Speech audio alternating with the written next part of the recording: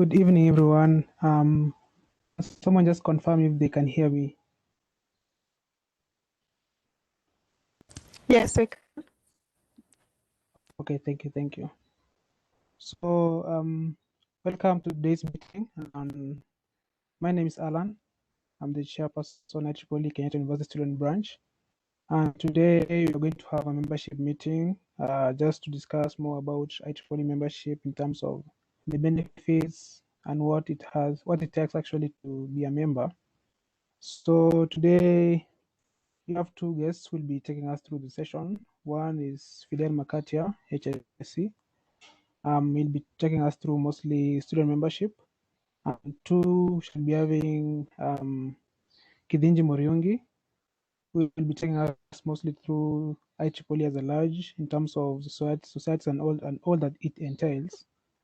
So this session is actually in two parts. The first part will be a presentation by Fidel, and then the second part, it will entail a Q&A session whereby it will be a discussion like forum whereby you'll be posting questions to them, the two, and then they'll be giving us responses as well.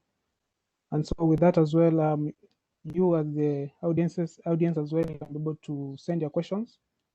You can be able to ask them any query you have about IEEE at large. You can just drop those questions actually in the chat section as the presentation is going on. And then during the Q&A session, I'll be able to pose those questions to them.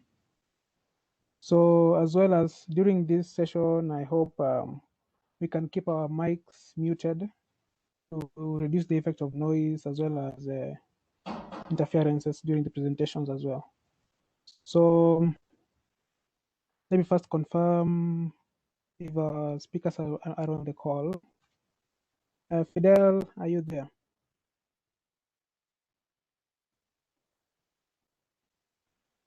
I'm here, Alan. I can hear you. Okay, perfect. I think Kithinji will be joining us shortly. So, Alan? yes. Hello. Oh, yes, this hello, is Kithinji. can hear you. Oh, I'm doing my bit of config on my Windows, and it's really. But in the meantime, I'll be using my phone, so it's fine. I'll be joining you here. Okay, perfect. So I don't want us to take much more time waiting for more people. Let's just begin, and then the rest will get us on the way. So I'd like to invite Fidel to start us off, taking us through IEEE membership. As a student, what do you have to benefit from it? So he'll be telling us much about IEEE membership as a student, the benefits that come from it, and what you have to do at least to be able to gain much from the benefit from the IEEE membership. So with that, let me make Fidel the presenter. I'm actually able to present. Oh, so okay, you can continue. Okay, perfect. Good evening, guys. Let me just share my screen. Good evening, guys. My name is Fidel Makatia.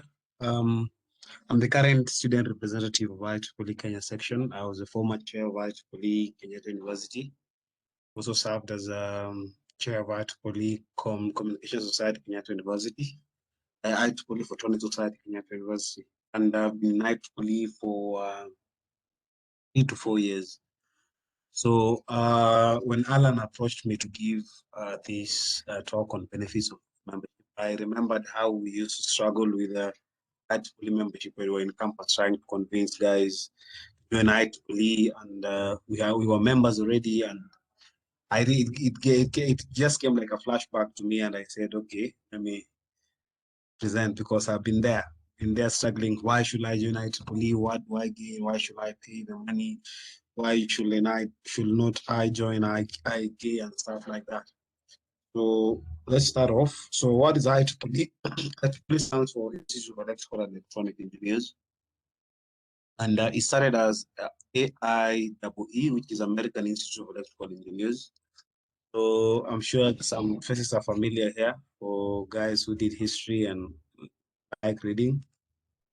So this guy here, which all of you know, is not Marconi. His name is Graham Bell. And this other guy, you know him, the guy who came up with the lights. His name is Thomas Edison. So more than 2,000 patents he lives out today. And you know Graham Bell, founder of telephone, and him and Lives of Marconi came up with did a lot of good work in the, and people like Shannon in the telecommunication industry. So IEEE started as an American Institute of Electrical Engineers. So how it started, it was an association of electrical engineers in the US. As you know, electricity was the second industrial revolution. So it was really changing industry, especially the days of the likes of Graham Bell, Thomas Edison, Nikola Tesla. So it was something big, and industries were being this first revolution, which was the industrial revolution, was the one for the engine, and it was in the Europe where people like James Watt, those guys did a good job with steam engines. But when current electricity came, it really revolutionized things, how things are done. So everyone was excited about electricity and use cases, how electricity can be used, how which various method of conversion. So one of the mighty names in that field, of course, is Thomas Edison, Graham Bell, and people like Shannon, Nikola Tesla, all those guys, you know, James Maxwell. So they did a good job. But now there was need to have an association among American engineers, that you don't do a research somebody else is doing somewhere else, or you don't imagine a situation whereby every manufacturer of a phone has his own type of charger. So there's no compatibility, there's no standard. And the socket is just one. Imagine everyone has different kinds of sockets. Mine has 3 pin, somebody else has 1 pin. So these guys in the US, electrical engineers in the US, decided that they need to have a body whereby they can discuss their research and finding. They can work together, they can standardize. There's no reinvention of the wheel. If you go the fast, you can help me get where I was going. So that's how American engineers formed IEEE. So IEEE is it started in the 1800s actually. So it's a very let me say it has stood the test of time. It's more than 100 years old.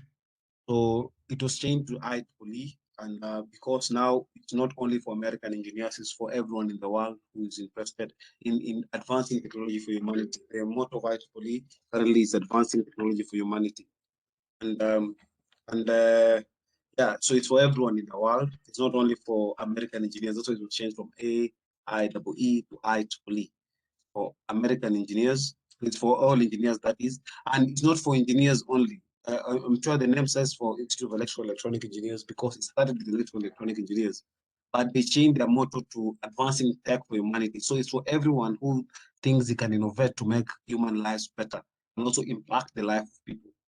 So it's for everyone, all engineers and everyone, including, I will talk about that, of course, including guys doing economics, guys doing finance, guys doing education. It's for everyone who thinks that they can cause impact in the human life, even changing one soul with technology, of course, and any other form of even social impact. That's IEEE. Let me go to the next slide. I have to stop this. So what IEEE is a worldwide community. It has more than 500,000 members, professional members, both students and professional members. So it means that it is worldwide. That's the first thing. It's worldwide. It's a worldwide community. Let me start from there. So it means that it exists everywhere in the world. It's not like our clubs in university. It's worldwide. So it's not like EBK or IEK, which they are very good professional bodies, but they are only confined to the country. So it really is worldwide. All the way the US, Morocco, all the way Australia. So IEEE is worldwide. It has professional community in it. So you can really grow your network in IEEE. So everyone, I'm a member of, I'll talk about it, of course, Collaboratech, and also some of the forums of IEEE, whereby sometimes I see they're posting, even before 5G was frozen, that is, became a standard and released. There were guys in IEEE doing great, tremendous, good research. So they were posting there See guys from Huawei, guys from Nokia. So you see they have joined, they say, my name is, let's say, Fidel Makatia from Nokia. So you see them posting very good research, very good papers. So you're able to really follow what is going on. Right now, IEEE is working on 6G, and guys are really posting significant research. So it has a whole professional body. Want to connect with guys in NVIDIA, guys in Intel, they're all members of IEEE. So you're able to connect guys in SpaceX, guys in, I saw just the other day that Larry Page won a fellow membership of IEEE, and Elon Musk is a fellow member. I saw it. So with that, IEEE, you can reach out through all this network and grow your professional network as the first thing. Secondly, you're able to also learn from these people what is in the industry, what you're studying. So the professional body is more, it's both industrial and academic, not only academic. So you have professors inside, but you also have guys in the industry. It has more than 500,000 members. So these are both professional and student members. So with that network, it's very big. Imagine 500,000 engineers at your disposal. Anytime you think of something, you're able to get help. And these are guys from all over the world doing cutting-edge research. So that is IEEE for you. So now what do I benefit as a student member? Now that I've talked about all those things.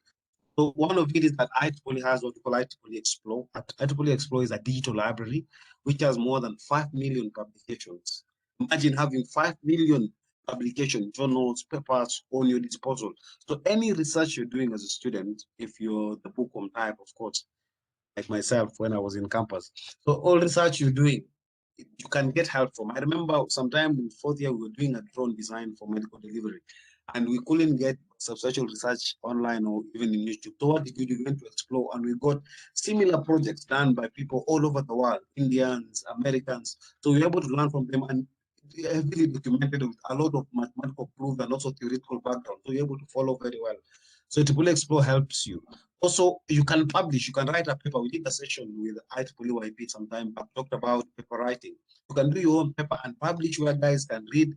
You imagine somebody quoting your paper in, let's say, the US, saying that Kamau Wanjigi ama somebody writing from Kenya quoted this and referencing it. So it's something good, it's something you can contribute the body of knowledge, and you can also gain a lot, especially if you're into research as a student and also into projects and you want help. Also, IEEE has 45 societies in number.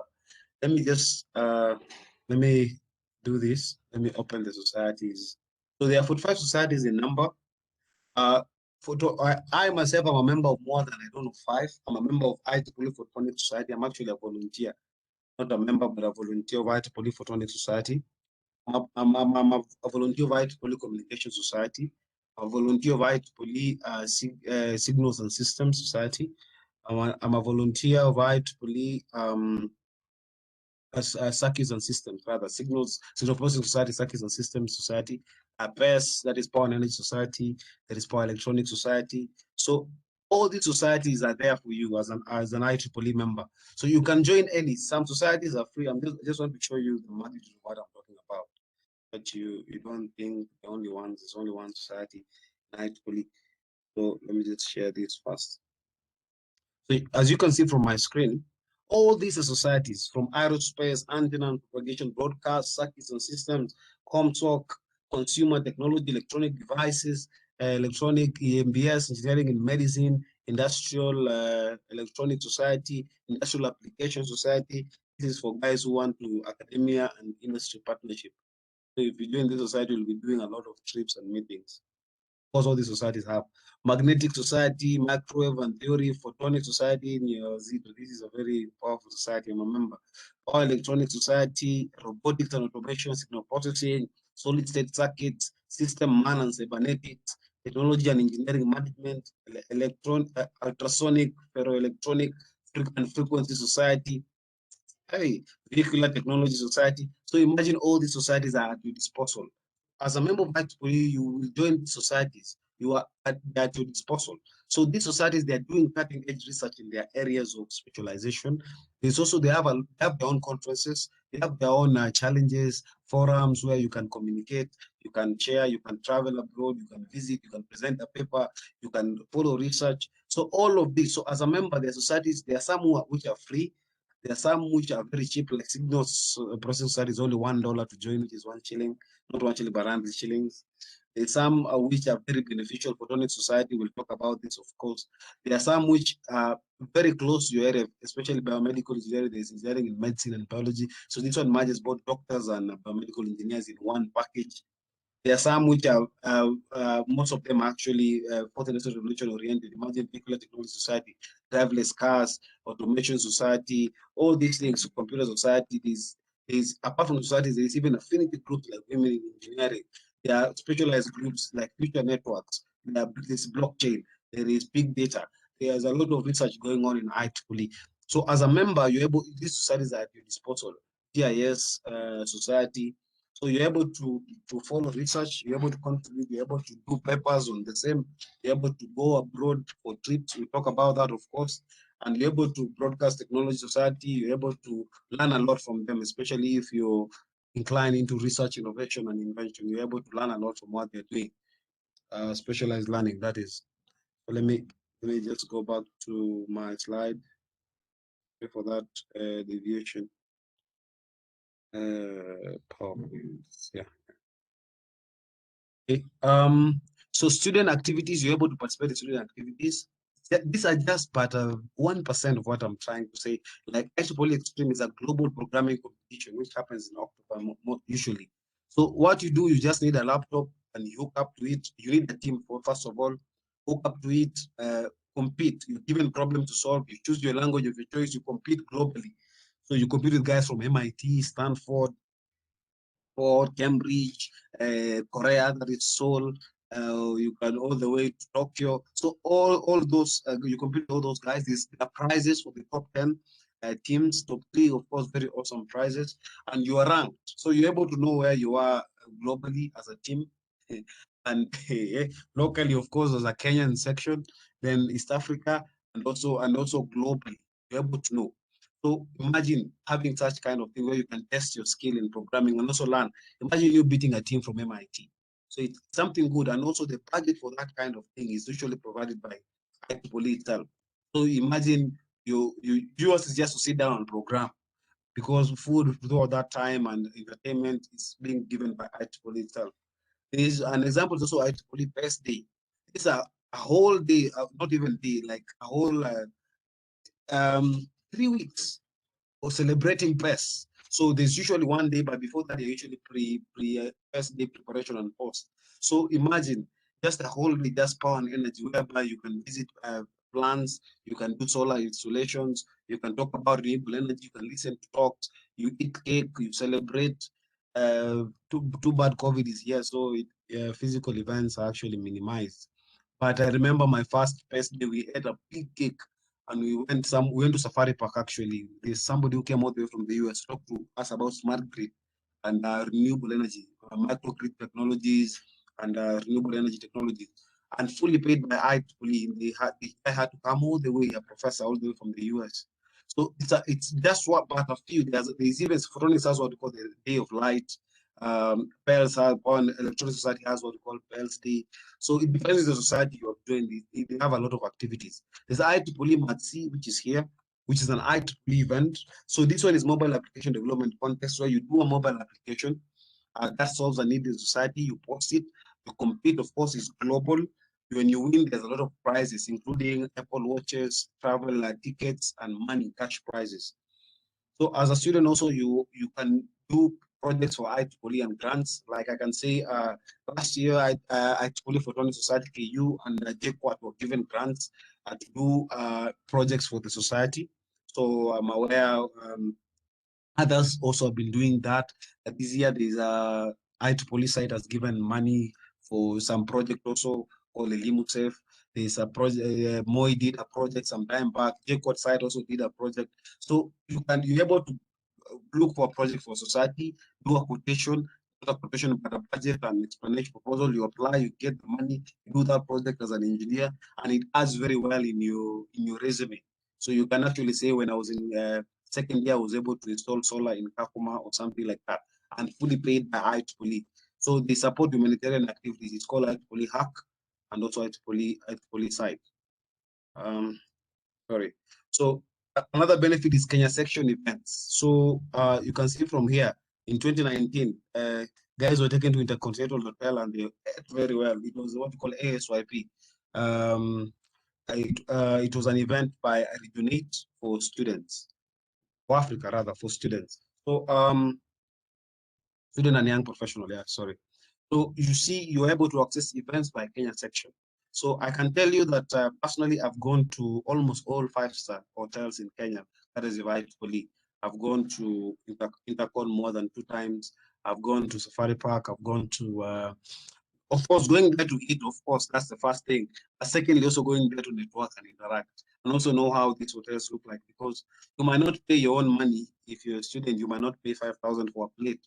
But if somebody's paying for you, why not? So you can go there, use a lift in Intercon, use, you know, how the food tastes, and also to eat. Make sure you eat very well. That's one of the joys of going to these Ieee section events. So here is also part of that event. We had guys from all the way from Portugal, the US, Europe that is coming to attend. So you're able to access a lot of Kenya section events, gala nights, award nights, best days like Ieee Day itself, and a lot of events Kenya section usually has, including even the AGM. So you're able to access that as a student member free of charge. And I remember myself, we also reimbursed the kind of, we spend some money on Uber to come. We were paid Uber to go and also reimbursed. So it's like you're being paid to be a member rather than paying to be a member. So branch activities and societies. This is an example of a branch activity happening in Kenyatta University. This was an event called the Robotics Workshop. It attracted more than 210 attendees. It was the first one of its kind in East Africa.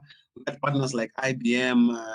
We had very powerful partners, Gearbox, Numeral IoT. So you can access a branch and society usually have activities and events, which when they do a budget, the police is able to fund, and they're able to even to bring speakers, powerful speakers for you as a student, and also do awesome events which usually are not available, readily available in campus. So IEEE is able to see that such events are organized. So as a student member, you're able to access and attend. Dean and Gala nights, I've already talked about that too. So technical workshops and webinars. As you can see, these are students building a robot in the robotic workshop. This is a session on mechanics. This is Derek, one of the students in KU, explaining assembling and mechanics. It is me, I was teaching programming. You can see there's hashtag include there and int main. So you're able to access such workshops. Imagine when you're through campus, you're able to grow your skills in robotics, IoT, AI, and you're not paying anything. You're just a student member of IEEE. And you're able to train something that costs a lot of money when you go to Udemy or any online places or even physical places. So you're able to access such kind of things. You test your wit as a student, also learn a lot. You can come here as a business student in the robotic workshop and even see if you can build a business case for such kind. Like, why do we need robots in Kenya? You can build such a business case. So it helps you interact with the technology world as a business person. You can align your career and everything to match that, because the truth is technology is always coming and it's always disruptive. Professional talks and networking section. I've shown you one of the networking sections in Intercon Hotel. So you're able to access professional talks, mentors. I think looking at section XCOM has very experienced people. They're very, very experienced. There are people when you want to see them physically, you need an appointment. But through IEEE, you're able to access them. They can talk to you. You're able to network with them. You're able even to ask this question. For example, you're applying to go to Safaricom, and one of the EXCO members, maybe is a Safaricom engineer. You can ask, how do I apply? How comes I applied, I didn't get? Can you guide me? What is the best way to apply? So it's a very good thing to be with people in the industry and you're a student. The member of IEEE. So you're able to get a lot of information that will help you orient yourself as a student. You learn a lot from it, and also you're able to place yourself very well to absorption in the industry itself. And apart from the XCOM, there's even chapters which are Kenyan chapters, like COMSOC Kenyan chapter, Photonics Kenyan chapter. There's even YP, young professional, which are young people who just from campus and have just joined the industry. So they can really advise you on how did they get their jobs, how did they write their CVs, how did they apply, what grade matters, and things like that. Because there are guys who are like us, they just joined the industry recently.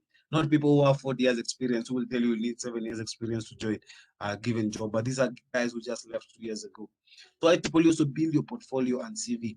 Just imagine telling, if you go to the US, you're applying for a job and you're saying you're a member of IEEE, they take you seriously.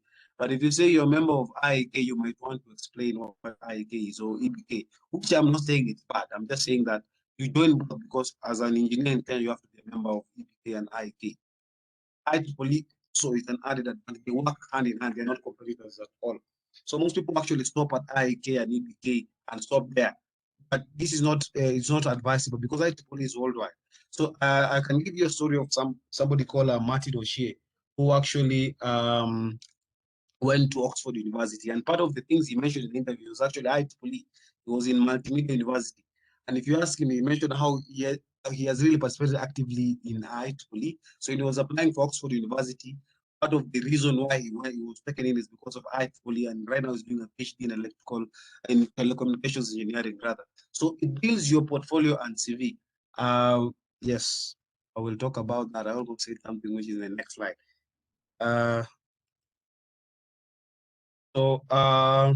Wait, where is that image?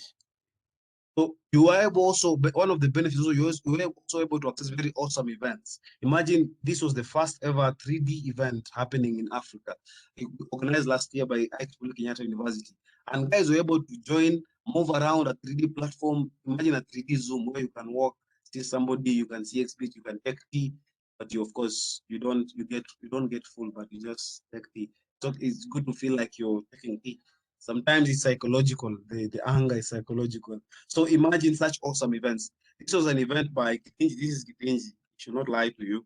This is him who's training IoT, IBM in KU. So imagine such kind of events. Somebody from the industry, Kithinji was working for IBM, came and trained guys on using IBM platform and building apps relating to IBM.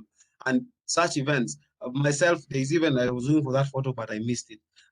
We even did a VR workshop some time back where guys from Intel came with their VR kits for IEEE students, of course, only.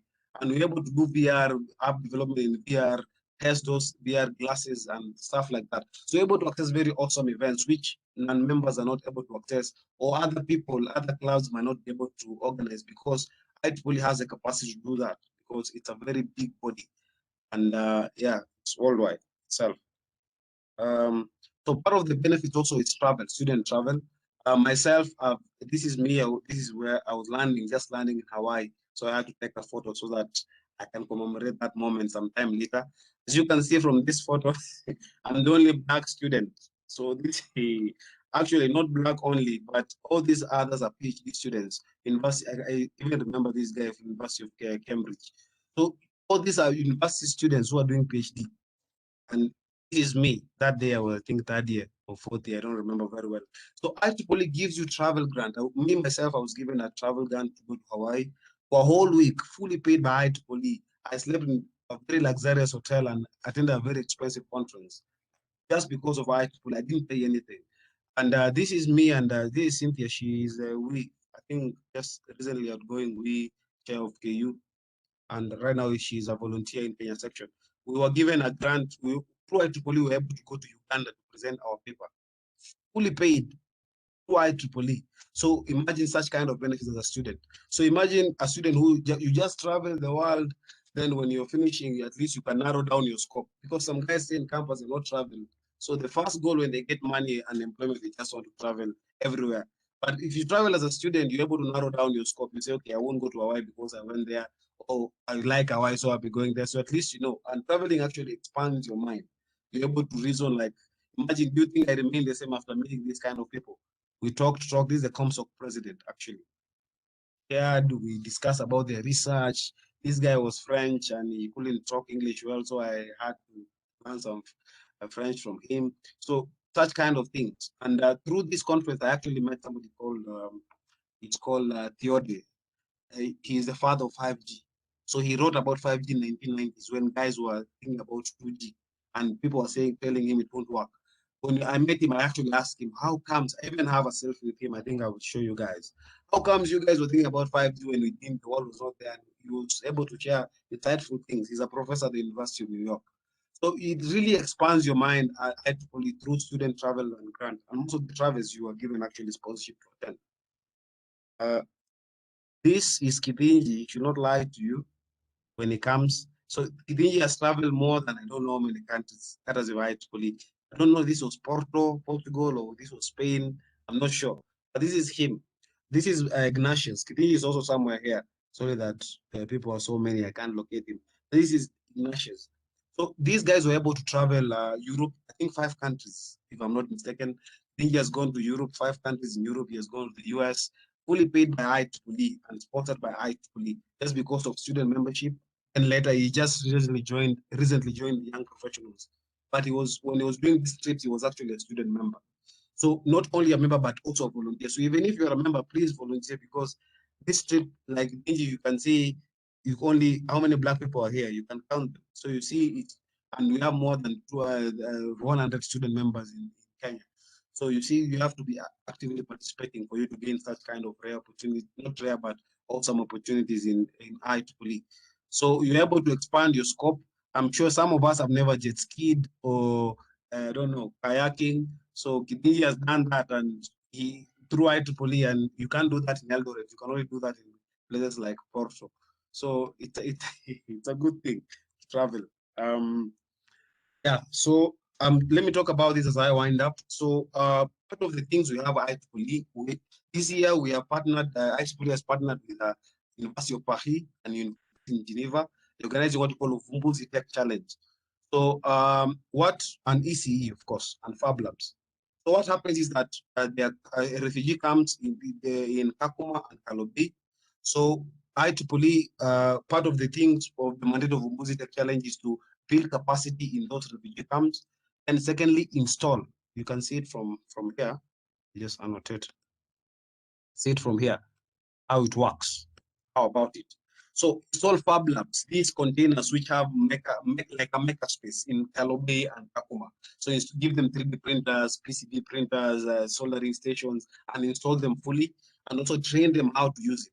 So the work of IEEE is to provide capacity, students. So IEEE Kenyatta University, IEEE Moi, all the IEEE student branches are welcome to apply. I'm going to post the link here. So when you join there, you become a sort of a mentor for the guys with they already have the problem, already have the solution in mind. So you are a technical mentor, help them prototype the solution to actualization. And you don't have to worry about you don't know this or know that, because there's overall mentors there to help you, also you yourself. Also you learn, imagine you're partnering, you're doing the same partnership with the University in Paris and Geneva. So you're able to also interact with these guys, and who knows, you might be going to Geneva anytime soon or Paris, because you know these guys, and they are if you know them personally, of course, you can organize. And also, you're able also to participate in setting up a Fab Lab. So even if you don't know how to use a 3D printer or a PCB prototyping machine, through such kind of things, you're able to know, because Fab Lab will provide all the technical support. And also you have links with Fab Lab, so you can perfect your skills as a student. So apart from you training guys, you're also getting trained and gaining more. So I'd advise all IEEE members. So this is for members. So if you're not a member, you have to join for you to apply for this. So the challenge application is ongoing now, and it's supposed to be actualized by July. Guys need to have solution. And some of the guys who have applied will actually go to Kakuma to set up the entire Fab Lab. And it's something when you put in your CV, you say, through IEEE, I was part of the guys who set up a Fab Lab in Kakuma. And you tell me, will Kenyan refuse to hire you? Imagine you have such kind of an experience when you're in second year. So it exposes you, and also you're able to partner with guys in Paris, Geneva, ECE, and also Fab Labs itself. So it's something all student members will actually apply. And if you want more information, talk to me, talk to Kithinji. We'll look in, we're able to help you make the application. There's even a WhatsApp group. I'm able to add you up, and you can start. Guys in Paris and Geneva actually in that WhatsApp group, and they are very psyched up. So as Kenyans, Kenya section, that is, since it's home here, Kakuma and Kalobe is Kenya, by the way, so that you can show them that we are able to do it as engineers and people, Kenyans. Yeah, that is the name. So how do you join? You just go to IEEE.org, you click this link, let me just click it. Then you pay. My days you are paying $2,700, $27. That's around 2,800. But nowadays there's a promo code called Future 50. So it gives you 50%, so you'll actually pay $16. Imagine, with all those things, dinner in big hotels, traveling to Hawaii. Imagine, going to Porto, going to 5 countries, 5 million publications at once, accessing all of them, accessing events by Kenya section, mentorship and professional guidance. All those things you're just paying $16. So it's a good deal. And once you join as a member, volunteer, look for a society, join a society, Photonics Society, Communication Society, join them, then start volunteering in those societies, and you will reap the benefits of IEEE. You won't, don't be a passive member. What's happening? PowerPoint is not responding. Okay. Don't be a passive member of IEEE. Let me just share it. I'm actually done. So join IEEE, volunteer, and it's only 2,700. I'll just do this and show you in. So once you go to IEEE.org, as I close, I'm done. Just show you from my browser. So once you go, the first thing gets you this interface, you just say join IEEE. So you're able to join, fill your details. Sharing two applications. Okay.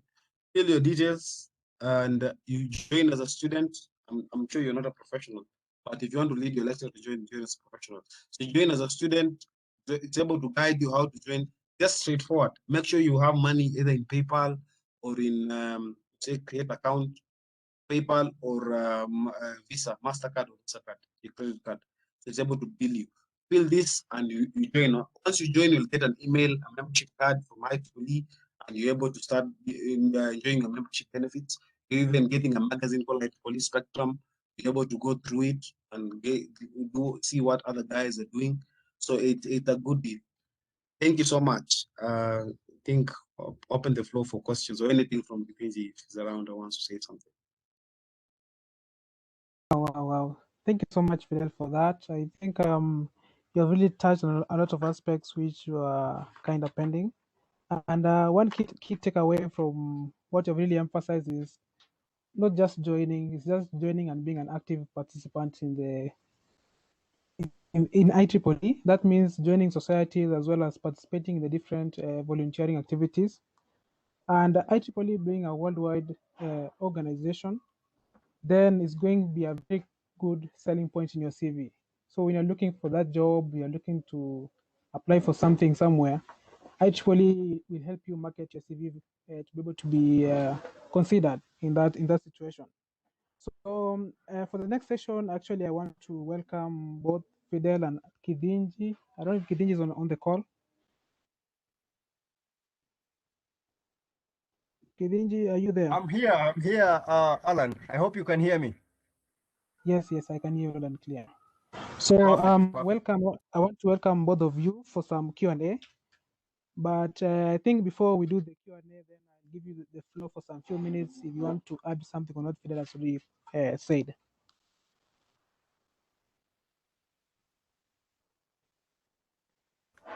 Oh, I think I hope you can see me. Yeah, perfect. Yeah. So basically, let me say Fidel has covered most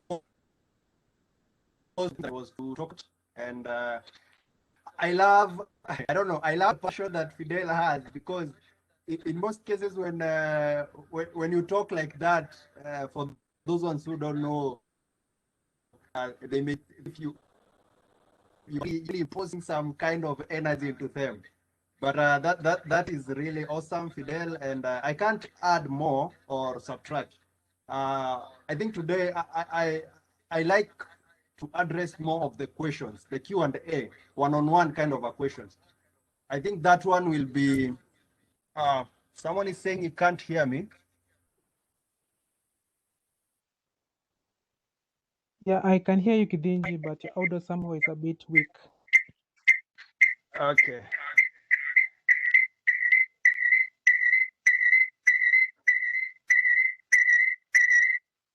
Yeah, I think now it's okay. Yeah, that is now loud and clear. Yeah, perfect. I think I can use my phone and use my video on the other side. So basically what I'm saying is what Fidel has shared, I think it's quite okay. But today, I think the session is all about Q&A. And I would love to answer more questions in regard to maybe the personal questions that individuals have. Because in most cases, people just see you enjoying IEEE memberships and stuff, but they don't know how it happened. And I like to have that one-on-one kind of a talk rather than the presentation in the next 1 hour. Fidel has done it because that was the way it's supposed to be. You show through the visuals. Now it's one-on-one talk. You ask us questions and then we give you the answers. That way, I think it's a bit more in-depth discussion, especially now into membership, because this is not a technical paper we are presenting or anything. What we are doing here, we are trying to demystify and get to understand what is this IEEE membership and why is it that Fidel went to Hawaii, and I've been a member for 10 years and I've never gotten, I've never received any travel grant. That is the question you're supposed to ask Fidel. What did you do? And then we have a lady like Mercy. You ask you ask Mercy if she's around. Mercy, what have you been able to do? Because I understand you have achieved 1, 2, 3, 10 things. Such kind of questions. Ask everything, and even those the so-called stupid questions. Those are the questions that we need today, so that at least we are able to show how you can benefit. Because by the end of the day, trust you me, at the stage that we are in between Fidel and I, that is where we lose most of the members. Because majority of the IEEE members, especially in Kenya, join while they are in campus. Immediately they enter the job market, they disappear. The same case happens with volunteers. So many guys volunteer while they are in school because at some point they think there is time and all that, and then they want maybe some maybe travel grants or something. And then when someone finishes school, they realize maybe at some point things didn't work, and then guys start again dropping off. And then they will come up again later after maybe 5, 10 years. So we don't want that. We want to keep a smooth transition. Whenever you move from a student membership, you join a graduate membership or you become a YP, and then from there we keep on rolling. I think that is all my additional points, Alan. And maybe for the sake of those who don't know me, especially maybe those ones who are joining from, I can see there are some guys here from Uganda, if I'm not wrong, or any other countries. My name is Kithinji Muriungi. I'm the, I don't know, I guess I'll say I'm the first student pioneer of the student branches, because Moi was the first student branches to be petitioned and formed.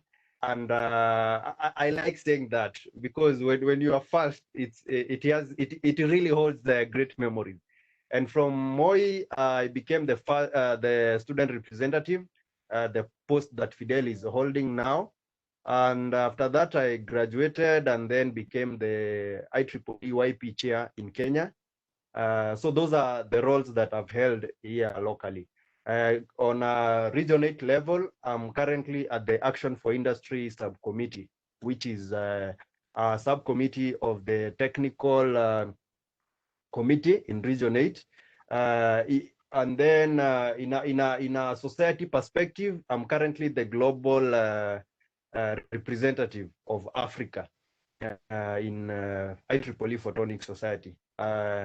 Global in the Globalization Committee, one, and also in Young Professional Advisory Committee. So in Photonics Society, I step in for 2 committees where I serve as a global representative in Africa. I think with that, we can keep the ball rolling as the question start flowing. Back to you, Alan.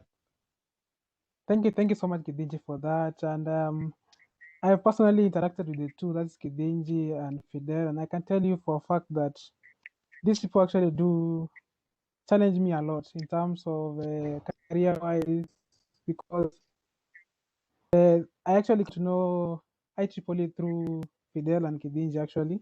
And since the day I joined, that is almost 2 years down the line, I've been able to grow my career. As Fidel had mentioned, that actually IEEE is here actually to help you expand your career, grow your career from one step to another through the different workshops, talks, and the industrial visits which IEEE can organize for you. And for real, actually, is going to be able to move your career from one level to another one.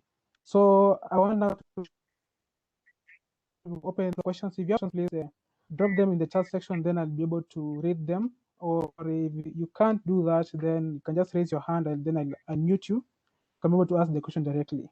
So let me begin with the one already in the chat section. Someone is asking actually, how do you apply for the children? I'll put that question to Kithinji, then Fidel.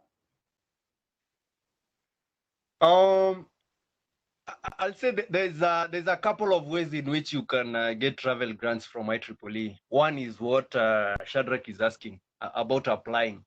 And applying, it depends to maybe, like for example, IEEE Photonics normally offers 50 travel grants to students and young professionals during the IEEE Photonics conference. That is IPC. I've so far attended 2 of them. I've attended IPC 2018 in it was happening in Washington DC at the near city, that is Reston, and then the second one was in San Antonio, that is Texas. And for those 2, you apply online, so they send applications and then you apply. And there are so many others, like for example, VSYP also offers, I think, travel grants where you can apply. Like for example, when you are traveling to, let's say, Europe or something, you can apply for that. So there are so many ways. But now I think I will tackle your question, Shadrach, in a manner that it's not all about applying, because all of us do apply. We can get a travel grant request, and then we apply 1,000 of us. So my core concern will be what makes that one guy, especially maybe you as a student or me as a young professional, what makes me or you maybe get that travel grant? I will start with the first travel grant that I got to go to Portugal, the picture that Fidel was sharing. So I got that travel grant immediately. We petitioned Moi University chapter, student branch rather. We started with so many activities. We conducted IBM. We conducted 2 IBM activities. I facilitated formation of MUST student branch. I contributed so much into Makerere, Uganda event that IBM trained there. Apart from that, I did so much into outreach and stuff, like in Kabarak University. I've been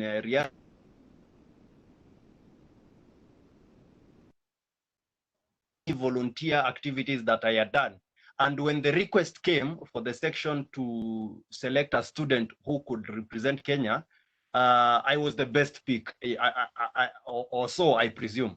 And that's something that we really need to keep on insisting. So these travel grants, it's not all just a matter of applying.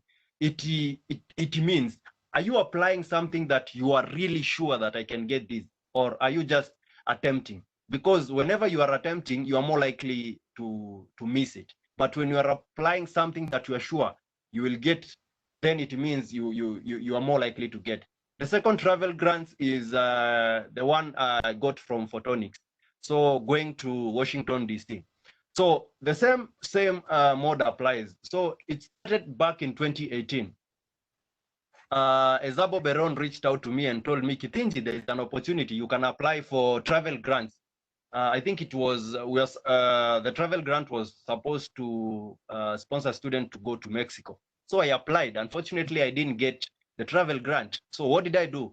Instead of keeping quiet and waiting for the next application, I started engaging, because I saw there is the opportunity. These guys are funding projects and all that. So I started engaging the staff members and other volunteers in Photonics, asking them what we could we could do with them. So within a period of 2 to 3 months, we were able to set up the first event targeting Africans. So that event ended up attracting members from Africa, as well as Europe and even US. So the idea was I wanted to host an event for Moi University. It ended up being a Kenya event. It ended up being a East African event, an African event, Region 8 event. By the end of the day, we ended up getting a global attention.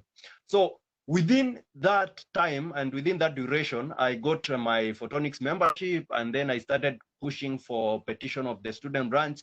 So to cut the story short, to date, from the initiative that was started in 2018, to date, we have 3 student branches in East Africa, one in KU, one in JKUAT.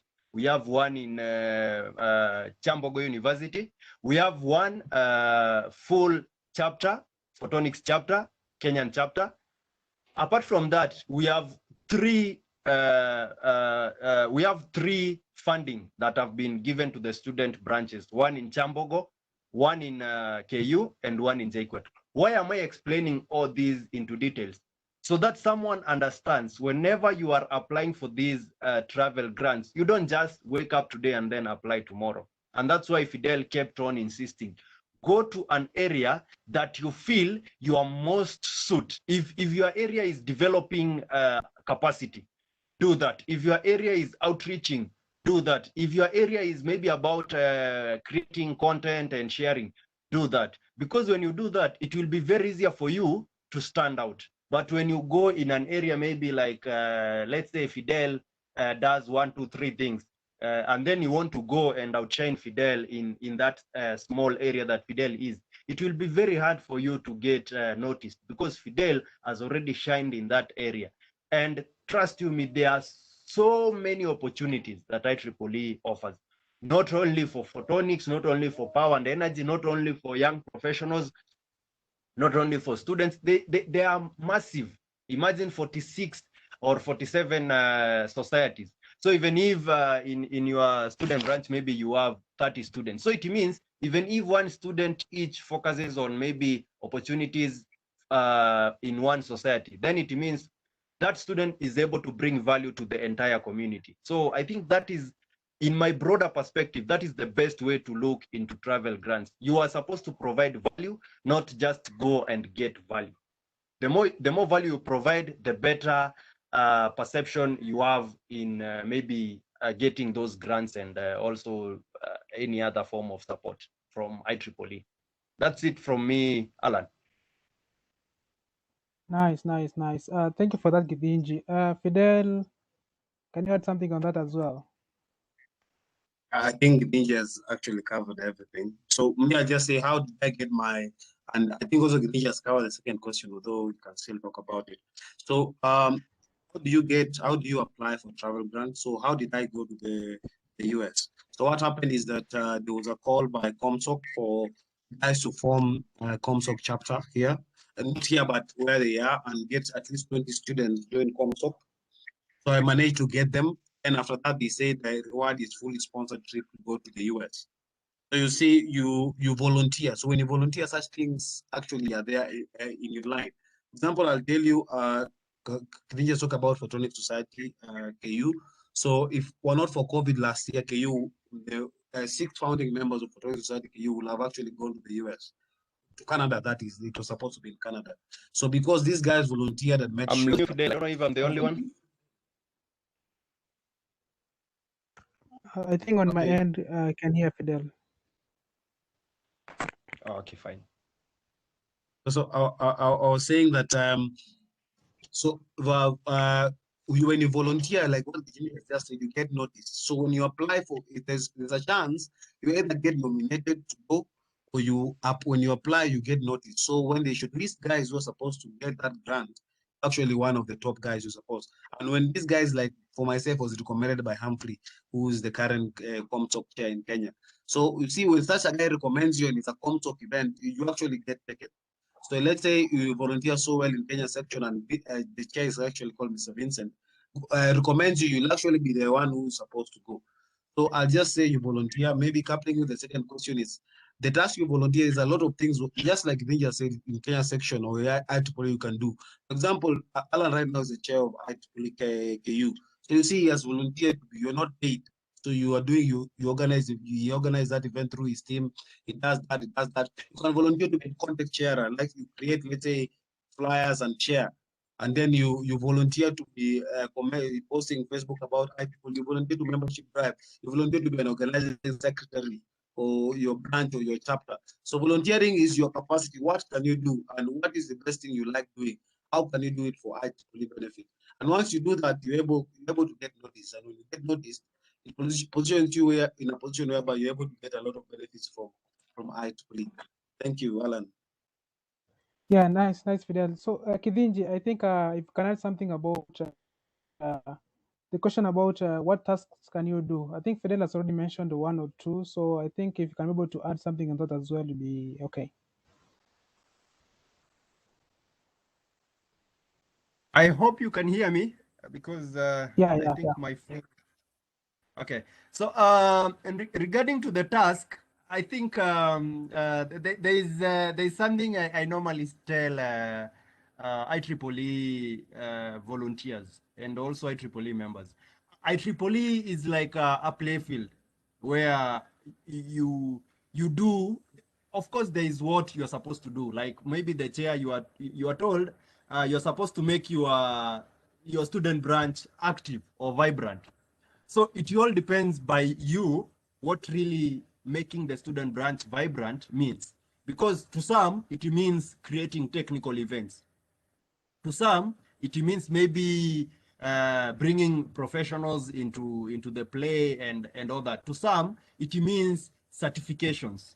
To some, it means social events or humanitarian events. So basically, the task that you do are guided by your goals or objectives, if I will say that. Like for example, at the time I was the chair of IEEE Moi, no one really told me I was supposed to go and bring IBM to train guys in Moi. No one told me that at the time I was the student representative, I was supposed to go from Moi and take 1 week at Masinde Muliro and make sure we petition that student branch. It's all about your initiative and solving the needs that you see do exist. Because as a volunteer, generally, you will never see a list of tasks that you're supposed to do. Like, for example, Alan, you're supposed to organize membership drive, and then Fidel, as a student representative, you're supposed to attend this meeting. No one really tells you that. But trust you me, by the end of the day, people will look through your record and they will say, at the time Alan was the chair of KU, 1, 2, 3, 10 things happened. And at the time Fidel was there, 1, 2, 3, 10 things happened. So no one really tells you what to do, but I will say you normally, as a volunteer, you normally serve the needs of the members first. And 2, you normally create value for the members. By creating value, you bring in whatever kind of stuff that you feel will enhance the value of members. Maybe to mention this, from the time I became a photonics volunteer, I've been able to do quite a lot regionally, especially in Kenya and Uganda. So, for example, I've been able to write articles in Photonics magazine, maybe saying what's happening here and what we expect and how we look forward into the next maybe 20 years. Photonics maybe growing and doing all that. So it's all about your initiative that gives you room to bring more engagements into the people. And again, maybe to echo the words of Fidel, like for example, whenever you are a chair or whenever you are a volunteer somewhere, please make sure you showcase the work you are doing. Don't do things into isolation. Don't just come in, do events, and then just disappear. Because when you do that, yes, you will have quite a good portfolio and stuff, but no one really knows about what you are doing. And as an example, it's through one event that I did at the time I was a student back in 2018, March, that gave me an opportunity to travel. And through that travel, again, it came, whenever you are given much, maybe much responsibilities, again, remember, the kind of results you're supposed to be producing, it's supposed to be, again, massive, similar to the kind of responsibilities you have.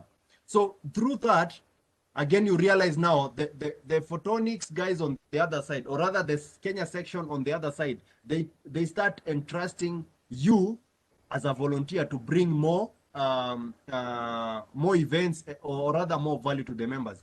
At the time, maybe last year, Photonics reached out to me to tell me that you need to maybe apply for this funding. Instead of me applying, I reached out to JQuat and guided them on how to apply. So it was not my task. I was not maybe given a role somewhere to be told, you're supposed to go to JQuat and guide them on how to apply these funds. But the tasks are rather guided on what you as a volunteer want to bring on the table so that other members and other volunteers can celebrate. So it's all guided on that. Back to you, Alan. Perfect. That's amazing, Kithinji. So I think the question has been answered well. So the next section actually I think, Fidel, can you be able to show us how to apply the Feature 50 promo code when you're doing the account creation or membership renewal? Yeah, let me just get to my, but it might not work for me because I'm already an active member. But what to do when you log in? Let me just log in and share how you do it. Yeah, but it will you might not see it because my card is empty because I renewed my membership. But once you log in, let me just show you. I'm sure it is able to show. Let me just share. Where are you here? Okay, so now I think I've logged in. Yeah, Fidel Makatia, that's okay. So so you see my card is 0. So when you go to card here, if you're not renewed your membership, when you join, you just apply, you'll be guided. When you're told to pay, you'll get to this my card. So you just put the promo. So it will list here the things you're supposed to pay for and all the societies. Then you put the promo code here, you see it's here. I actually applied. So you write Feature 50, then you click apply. Then it will load. Then you see your price reflects 50% discount. Already reflects. So once you apply, it will tell you, it will be subtracted. So it's supposed, so you just log in, go to the card and apply the code. For new members, sign up, you reach a point whereby your account is fully created, also click card, you'll see what you're supposed to check out. It's like how you shop in Amazon. Then you go and just apply and say, okay, just like that. Perfect. I think that question has been answered. If you have any problem in matters applying that promo code, you can reach out to Fidel or Kithinji or as well me. I can be able to help you with that. So in the next question, actually, I think okay. Let me ask. Nancy is asking actually, is it the course that I'm doing or the skills that I have that can make me eligible to be a member? In short, actually, what does it take for me to be a member of IEEE? Kithinji, can you talk on that? Okay, maybe what I'll say is I'll give an example of the members, successful members that we have, and maybe that could tell you what exactly makes you a very awesome IEEE member. I'll start with the obvious.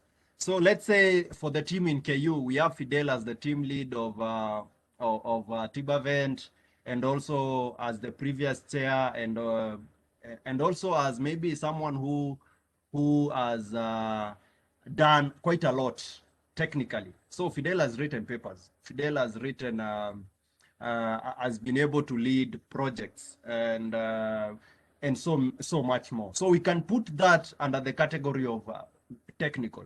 And then we can take someone else like an awesome lady, a friend of mine, and a very close, dear to my heart. So this lady is not techie, as we may term it. She has not done engineering. She has not done computer science or anything. She has done psychology. But this lady is so much interested into AI. In fact, she's doing an online classes to learn how to build chatbots so that she can apply that knowledge into psychology to his psychology career. So to this lady, we can put her under the category of interest. And then we have another lady who is a lawyer, and she's an IEEE member. So with this lady, she doesn't maybe come in as a technical person, or rather on the side of maybe applying technology or anything, but she comes in on the management side. So this lady helps IEEE in managing events. She helps IEEE in maybe doing corporate deals. She helps IEEE in organizing in having a face when we are having events. So this is another person who also brings his experience. She's a lawyer, but she brings his experience, which is not even linked to her being a lawyer, into the IEEE. So all these people are bringing in skills.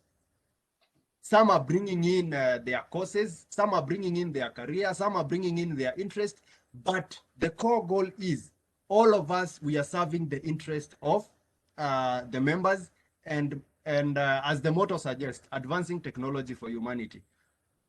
In one way or the other, we are all of us advancing humanity, but the core building block is technology. So I think I've answered your question, unless you have a question that maybe I'll respond to it in a more elaborate manner. But it all depends. If your course is highly tied with IEEE and you believe you can benefit into it, well and good. But again, if your skills are also maybe tied into one way or the other way into which you can volunteer, well and good. If all that is not applicable, I think the most fundamental thing is all of us want to see humanity succeed. All of us want to give back to society. All of us want to see those around us grow. All of us want to broaden our networks. And I think that is applicable to anybody, whether you are in college, whether you are in high school. So long as you exist, you want your network to grow. And even that could be a reason as to why you can join IEEE if your skills and career doesn't maybe give you that much room. Yeah. Perfect, Kithinji. I think Nancy, I think a question has been answered. If you're not satisfied with the response, you can actually type back. Then we can be able to clarify more on that. So the next question Alan, just a comment. Yes. Maybe something that I will maybe also add, instead of typing, if someone maybe could ask that question, it could be better verbally, because at some point, verbal questions speak volumes. That's true. Okay, if you're not satisfied with the answer or you want to ask a question, actually just unmute and then we'll get the floor. So the next question, actually, I would like Fidel to respond to. Fidel, can you please give a guideline if someone is trying to create to make a student branch for their institution, be it a college or a university? What are the steps they can be able to follow through to be able to form one student branch in their institution? So how do you form a student branch? It's pretty simple. You need 12 active student members. So you need to convince 12 students to join. Number two, you need 3 lecturers who are members of IEEE. So one is supposed to be your patron, and the other 2, they're called student branch advisors. So there's a branch patron and the branch advisor who are supposed to endorse. So you need those three lecturers and 12 students, at least 12. You can get 15 if you want to. But usually the challenge will be on the lecturer side, not on the students. So I'd suggest you start working on building a good rapport with your lecturers. And if you want convincing your lecturers, you can let us help you. There's Kithinji out there. There is a lot of IEEE section members who can help you convince your lecturers. Students, you need 12. That is to form a student branch. Form a chapter, any chapter which is not like form Photonics chapter in your university. If it's not in your university, because right now it's only in Moi, TU, and JKUAT.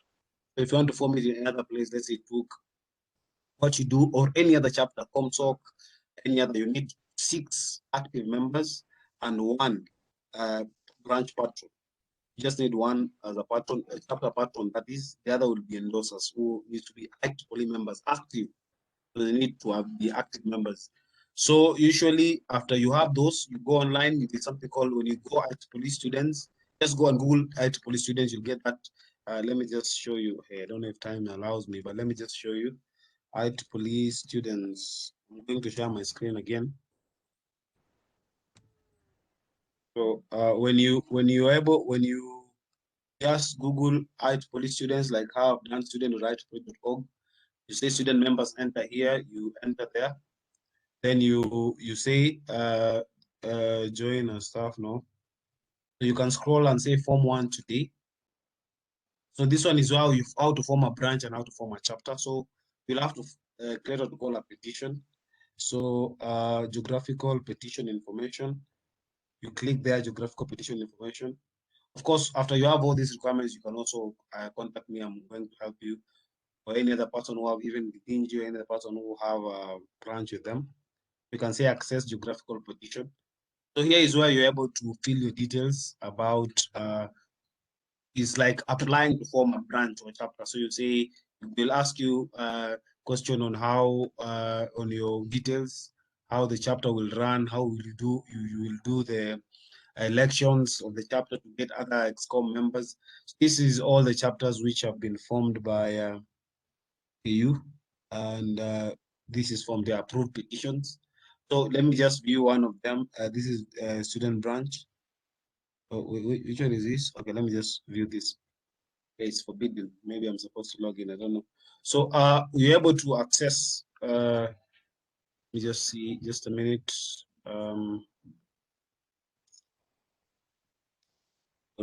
Sorry. Let me see if I can access any of these petitions. Not sure if they usually taken out. Yeah, so this one has accepted. So you see what you'll feel. This one is basically automatic. So you just say next. So you fill your what is this? This Kenya section. Oh God, this is Kithinji's details. Okay, let me just go to the other one. No, I think you can proceed with that, Fidel. Eh? It's fine. You can proceed with that. To show you, I can see it. Okay, let me just use this. This one, I'm sure what is inside. Okay, so you see Okay, fine. petition information, and you say next. So organizers information. This is Leshao. So this one, it was forming PES upon a society. That is a chapter. So you see, you're able to put student chapter information, Kenyatta University. And you cannot form a chapter without a branch. So you have to have a branch for you to have any other chapter. So don't try forming chapters when you don't have a branch, because it has to be under a given branch. So it's under this. Then most of this, the questionnaire is where you feel actually, when approved, how will you do elections? Which activities are you planning to do? What are plans to keep the chapter active? So this question, you're able to link up to us. You're able to help you actually answer these questions. And what are your plans to increase membership? Common challenges that you're likely to face as a chapter when you form. Then you're able to send endorsement. So you put, this is our branch councillor, and so this is a branch councillor of that branch. So you just need 1 active lecturer who's supposed to serve as a branch advisor. So that person should not be the current branch councillor who is required to leave. So for our case, it's Paul Kanja. And then signatures is now for the 6 members. You're able to send to all those 6 members, and they're able to endorse you. For this, this is for, okay. So that is for a chapter, but for a branch, you're able to do 12.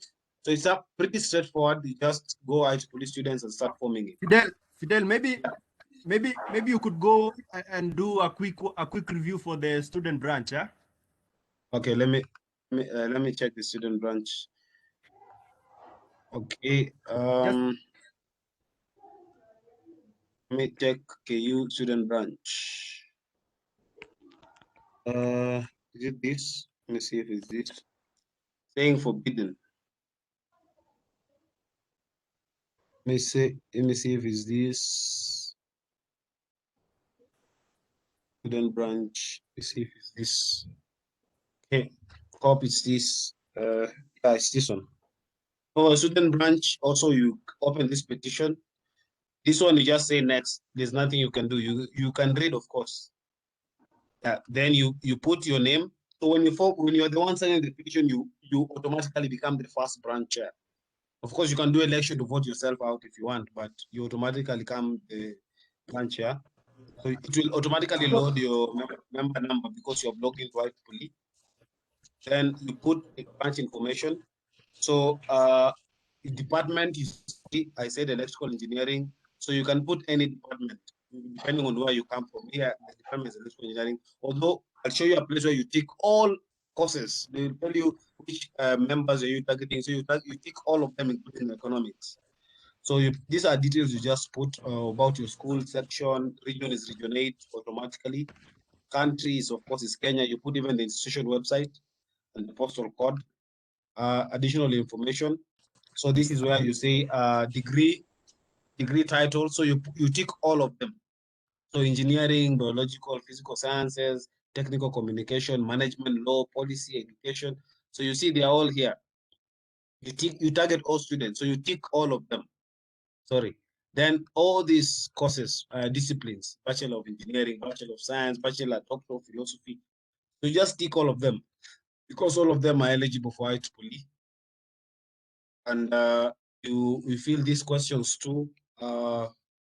Plans, how you plan to institute the branch, plans to membership of the first year when approved, plans to keep the student branch self-sustaining. How do you make sure it runs so that when you leave, it doesn't die with you?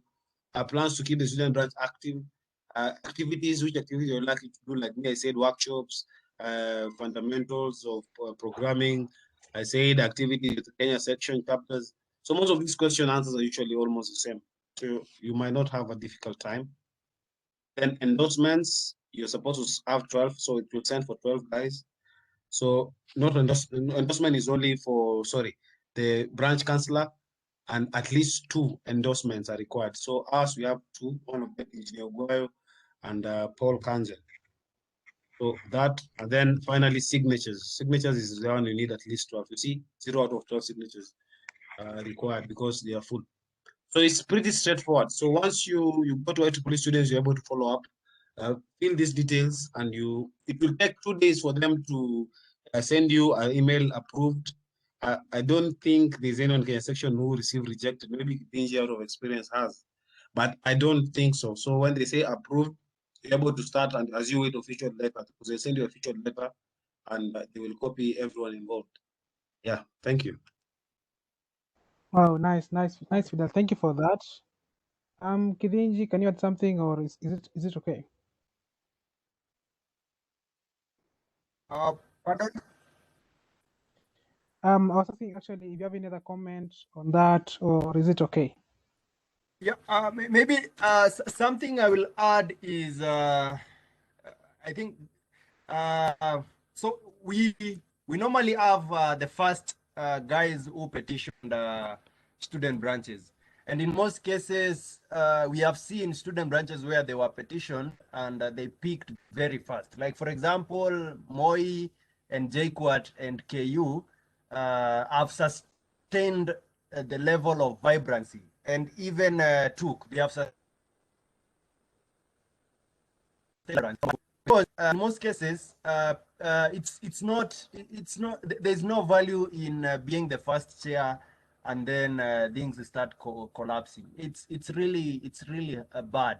And maybe to those ones, maybe from Meru University, from TUM, from Kisii, from Maseno,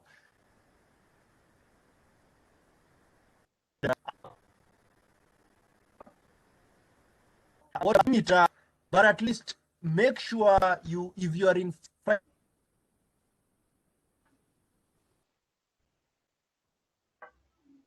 that was in Moi, I left University to the Asomona, Chris and Ben Salsi, and for sure in that branch support the student branch in JKUAT till today. Not only at the time he was a student, but now that he's a tutor, a lecturer in JKUAT. So from the time he was a student, he managed the student branch. Up to date, he's now an advisor of the student branch. The same thing happens to KU. Fidel was there. He has left it to Alan, but we are still supporting Alan to make sure Alan gets ample time in making sure the branch continues being vibrant. So that is something that we really need to put into perspective even before we start forming these student branches, because there's no value in bringing something up and then it dies. So I'm a believer of mentorship. I'm a believer of bringing up leaders better than yourself and better than myself, so that at least they can carry the flag that we start by raising it up. And through that, we are able to ensure that at least we do not count the number of student branches that we have petitioned, but rather we can count the number of active student branches that we have. Out of the 7 that we have, sorry to say this, but I don't know what happened. I've never heard of Strathmore since Alila left. I don't know who is the chair. Fidel, you can there. Matinde Muliro, they are peaking, but they haven't reached the level of maybe seeing events and all that.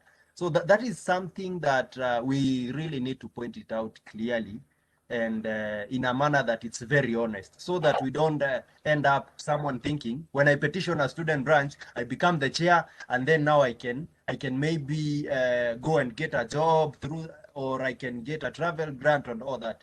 Let's value the legacy, and let's value the mark that we left in the work that we start, rather than just starting. And if you think you don't have the capacity, or rather the energy, to start something and keep it going, you better not start it at all.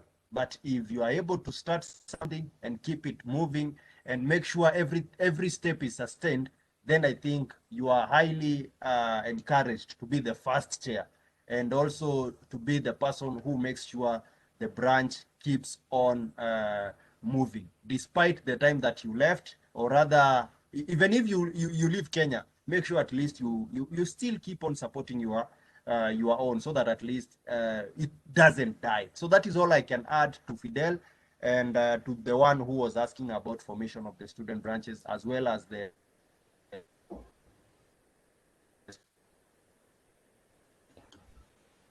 student. Thank you so much. That's all from me, So,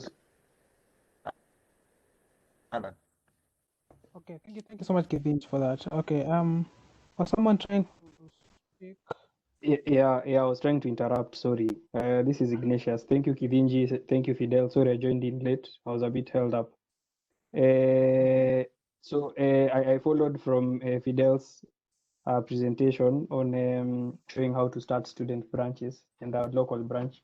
I think that was great. Also, I think the only thing I would add from what Fidel mentioned is for you to also have that student branch, you need the students, right? Because it will get to a point where you need the students to actually sign the petition, right? So I don't know that you had also mentioned that bit, which I think is key.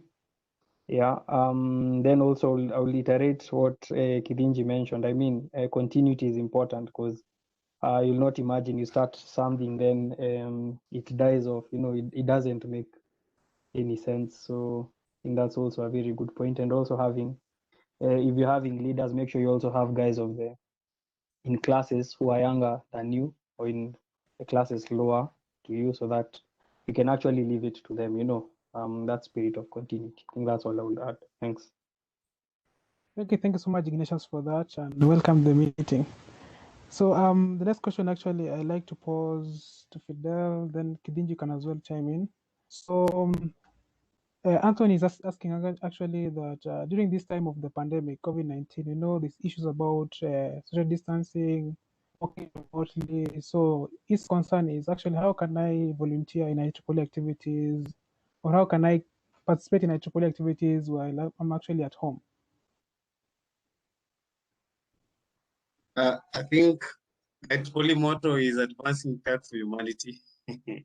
And part of the thing is that pandemic as well as that technology works. So like right now we are doing a meeting online and everyone is in his own place.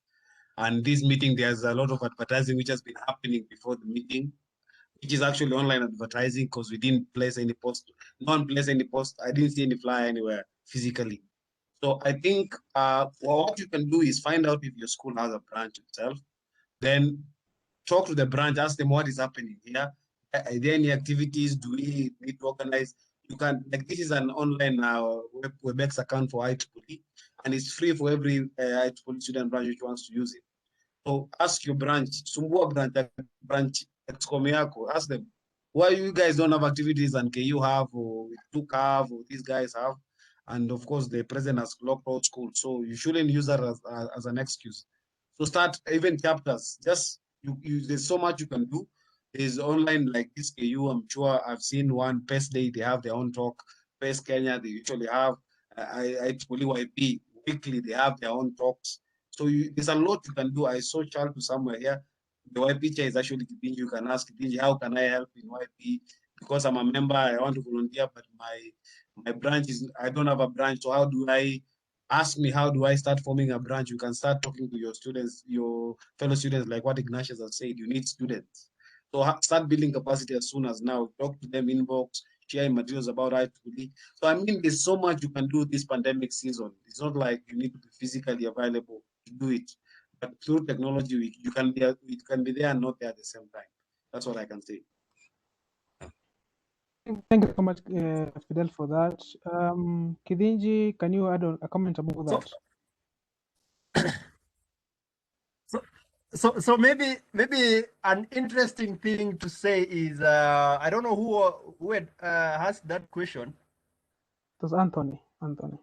Anthony, yes, Anthony. So at the time I was nominated as the YP chair, it was around March, and that is the same time that COVID was here with us, and that is the same time that the lockdown happened, and still that is the same time that I got myself locked at Eldoret for I think almost 6 months or something.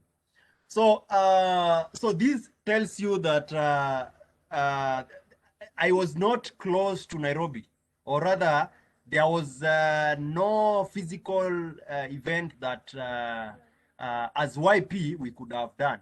But immediately the nomination happened, we carried the events on. The team came in, the child too, and the other guys, Nation, Dr. Shege, and others. All of them came in as the YP volunteers. And from then, trust you me, all the active events that we have been having as YPs, I have never met Dr. Shege face to face. I have never met Nation face to face. In fact, Nation is not even in the country right now. Nation is in London.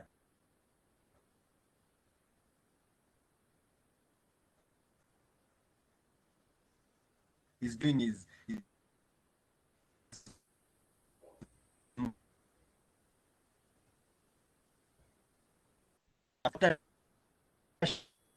is a lecturer at university. Kabiru, who is our treasurer, so what I'm trying to put us, whatever situation you find yourself in, organizing such an event doesn't need money. That is one. Two, it doesn't need physical commitment or anything. It just needs people who are committed into maybe volunteering, into making posters and advertising and sharing the message and all that. And the event happens. So there is no reason as to why you should wait maybe for the pandemic to happen. The same way we are saying, despite the pandemic, we are still working virtually, remotely, call it whatever you want to call it, but we are still continuing with our life. And that is something that Fidel has pointed out clearly. We need to learn how to use technologies so that we are people who are very adaptive. Because one thing you will be asked, trust you me, if you are chair maybe today, is at the time you became chair, I see this is when the pandemic was speaking. What did you do, Alan, to make sure your roles, responsibilities, obligations, everything happened as the members wanted. And you can point it out clearly, like what we are doing right now. So Tony, you do whatever you want to do to bring in all the support that you want.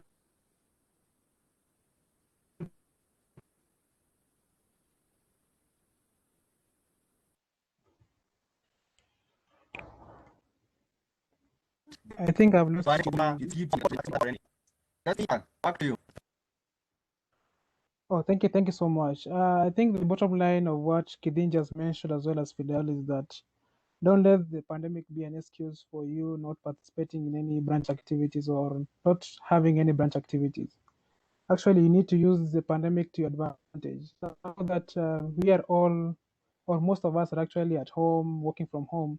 There's last week during there's a session by IEEE YP event, and the focus was actually on social media. Why don't you use like social media to your advantage? Advertise the different events that your branch has or the Kenya section has. Participate in all those events. It does not cost you much to maybe share a poster or two, but by doing that, you're actually participating in the activities of IEEE. So that's what actually has been put very clearly across by Fidel as well as Kithinji on the same. So I'm seeing time is actually not on our side. Maybe last two questions. There's a question on the chat section by Kennedy. It's actually is asking that as a freshman in electrical engineering, is it advisory to join IEEE now or wait until my senior years? I think both of you can actually give a comment on the same. So, personally, I'll say, why are you waiting? You join immediately so that the first thing you start enjoying the benefit as early as now. So IEEE is not only for experts; it has experts in it, but you grow. We all grow into things. So while you tarry, you might not grow into it. So waiting is not an option. So you join as you grow in it. So let's go next 5 years. Imagine if you join now, 5 years down the line, how far will you be? I joined when I was in third year, and in fourth year I had gone to Hawaii. Now I've just finished school and I'm out. But you will be, imagine going to Hawaii first year. By the time you're fifth year, I think you'll have gone to Mars. They're just a fun, but it's okay. But join now so that you can get maximum benefit out of it as a student, because there's a lot of benefits for students. Yes. Kithinji. Maybe my point is, I will ask, for those who do programming, there are those guys who say, I can't start writing Hello World now. Let me wait until I can do a whole software from top down, so that I can call myself a software engineer. So basically the concept is, the earlier you start, the more experience you get, the more exposure you get. I think, I don't know if Steve is here, Steve Okwiri. The time we were having a call with Steve, I told him it's even better for him to start. I don't know if at that time was in second year or third year, because at that time, he has more time to learn, he has more time to make mistakes, and he has more time to explore. But when you join maybe as a final year students, you may not have so much time to learn how to send emails, and then someone is worrying, what kind of email am I getting from these senior students? And then at the time, maybe you are in final year, there are those people, when you reach out to them, they see you as maybe this guy is looking for a job. That's when he is contacting me. But when you join as a first year student, everybody wants to help you. And I will bring this from the professional point of view. So many professionals don't want to engage maybe with students because, or rather those ones who have graduated, because these guys keep on asking, how can I get a job?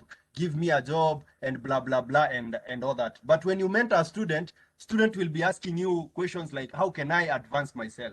How can I maybe get to this level? You see? So with that kind of naivety, and with that kind of curious mind, you are able to learn, you are able to see a lot of opportunities from the student point of view.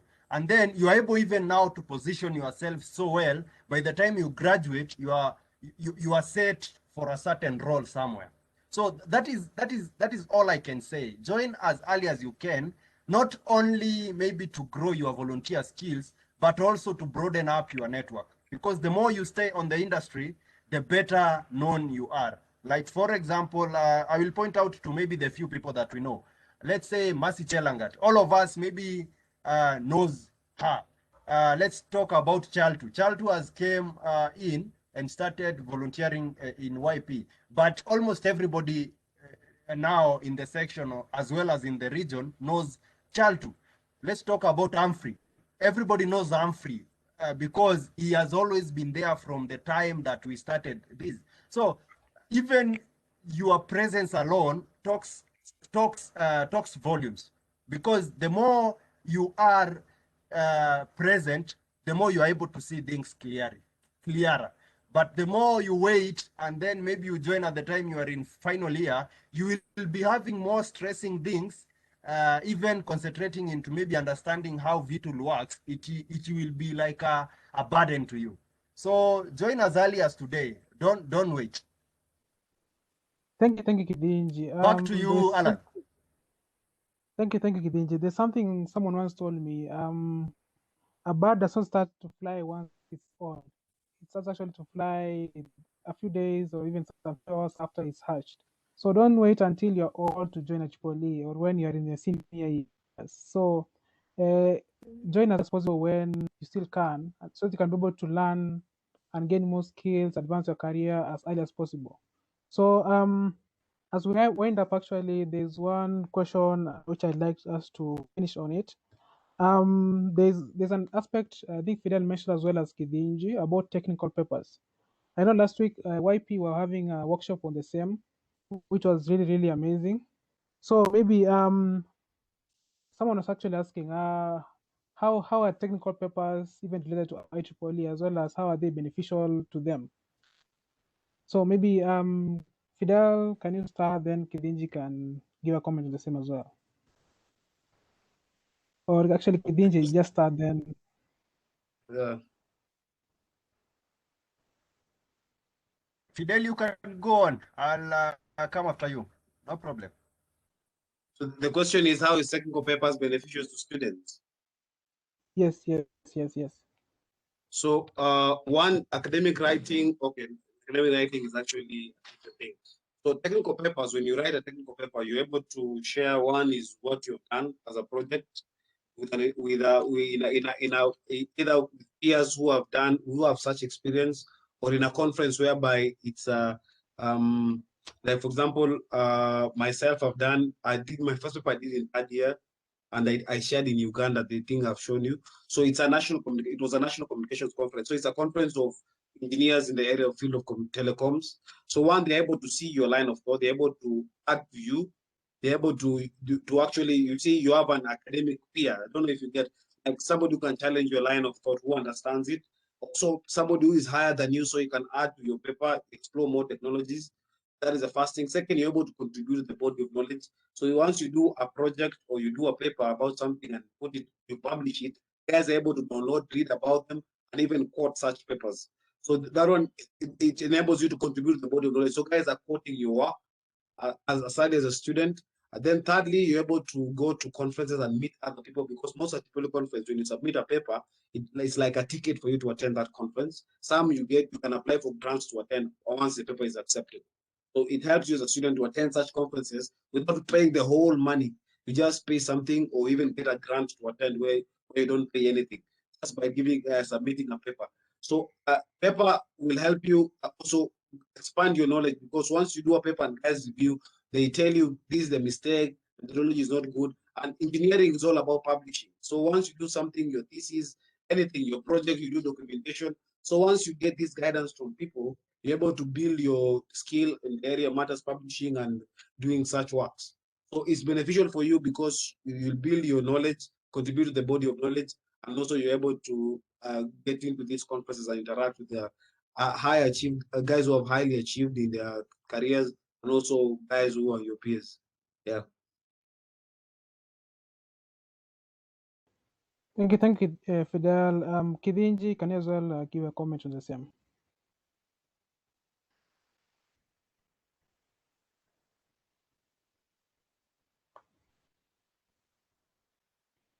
Kithinji, are you still on the call?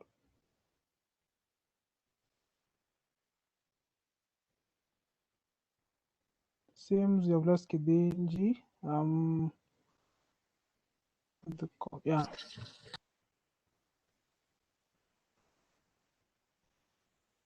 Yeah, since you have lost Kithinji, so once he rejoins, can give a comment on the same. So one final question, I think Fidel, you can just respond to this very quickly before we conclude the meeting. Someone was asking actually, does IEEE give funding for projects that you do personally? So maybe you can give a comment to the same.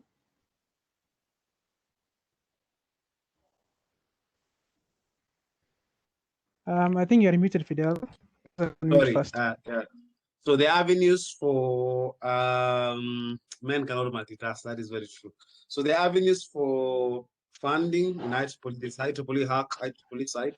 There's also other avenues for funding. Even some are even society based, like Photonics Society might have usually avenues for such. So I don't think a personal so maybe a personal project that impacts the society. Maybe you have a technology you want to do for, let's say, which you're going to install in Takuma for, let's say, 50 people. So not project for your 50th year final year, or project that will make you want to install a project and make money, let's say, create an application like M-Pesa and start selling. So that one, because you need to do a whole specification, evaluation, how it's going to be, how they're going. Of course, Ignatius also talk about this because I'm aware he has great experience in it. But my experience is project which impact the society. Usually do a whole proposal on the same, and even talk about its sustainability, how is society gaining and things like that. Justify, and after doing that, you're actually able to get that funding.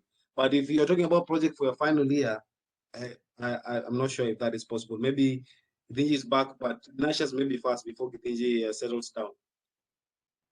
Yeah, okay, thank you, Fidel. So maybe I could first comment on the first item on research papers. So research papers are important because first of all, you share your, like Fidel had mentioned, you share your findings, and I mean, basically you share, you're contributing to the body of knowledge. Yeah, and IEEE is known more for research than all other activities. So I think when most of you students now advance in your studies, and Fidel is very lucky, he's published, he was in third year. Okay, very few people do that, yeah.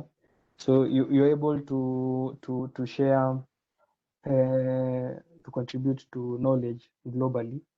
And being a member of IEEE is actually beneficial because you access what other people have done.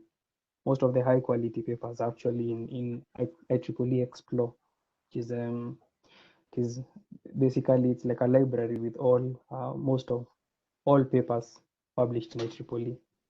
So on the second issue, basically iterating what Fidel has mentioned, mostly funding for projects are projects that will help bettering the society, right?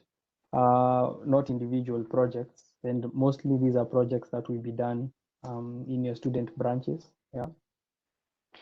And just look at IEEE's logo, Advancing Technology for Humanity. So look at projects that will advance technology for humanity and apply for grants.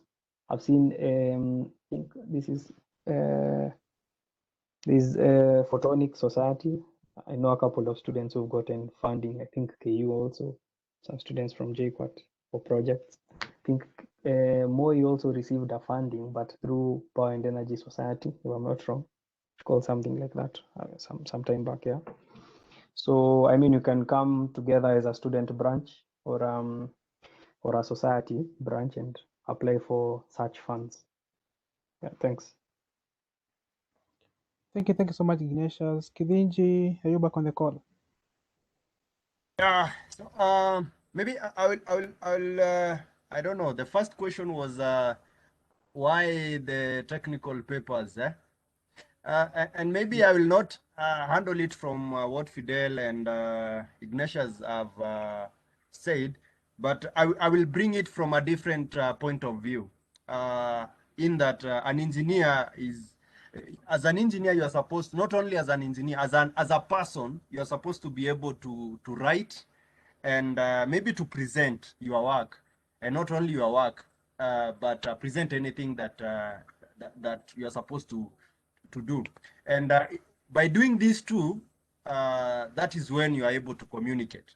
So by being able to write that paper, what really tells is, one, you are able to write and communicate what is inside you. That is one. And two, of course, definitely you will be given an opportunity to present, maybe 5 minutes, 2 minutes, 3 minutes, 10 minutes, 7 minutes, depending on the time frame of that conference. Which this says is, you are someone who can actually do a presentation, or rather, to sum it up, you are someone who can communicate. So, so whenever maybe you feel like maybe a paper you can just write, but maybe you cannot present, just put it at the back of your mind that you're not doing it just for the sake, but this is also building your inner capacity of communicating, which is one of the biggest skill that many technical people don't have. And if you are able to have that skill, then you are really a valuable commodity, or rather you are really a valuable asset in any place that you go. Yeah, that's all what I can say about writing and presenting, and maybe in regard to technical as well as maybe doing normal and ordinary presentations. Back to you, Alan. Thank you so much, Kithinji. So I'm seeing actually time is much gone. So what I want us to do now, I'll give a minute each to Fidel and Kithinji, just a comment as we finalize. Then I'll give 5 minutes to Ignatius to tell us a few things. Ignatius is actually our membership development chair for IEEE. So I'll actually give him 5 minutes to be able to summarize the whole thing, and so that we can wind up. So I'll start with Fidel. Okay, personally, I'll just say I welcome all students to be members of IEEE, both novice and experts, guys who, both gurus, guys who have been into coding in campus, doing websites, online writing, all those things, and also guys who just joined campus. So I welcome you guys to be IEEE members. There's a lot to benefit from IEEE. So it doesn't matter which angle you look at it, angle of papers, angle of projects, angle of events, angle of doing what. So IEEE grows both your personal skills and also people skills. And you're able to, we didn't even talk about IEEE Collaborative, and it's a very wide topic. So that is what I'll say, and I welcome you to join, form a branch. Let us know how we can help. I'm happy Ignatius is here. So Ignatius and Kithinji really helped us form IEEE KU when we used to really struggle in getting members, and they really came in handy. So let us know how we can help you as the IEEE Kenya section. And let's be having such talks. I want to encourage every branch to organize such membership drive talks on their branches, so that we can make sure we maximize on student membership. Thank you. Have a good evening. Thank you, Fidel. Kithinji. Maybe all what I can say is I think I'm someone who values quality, especially for the members that we have.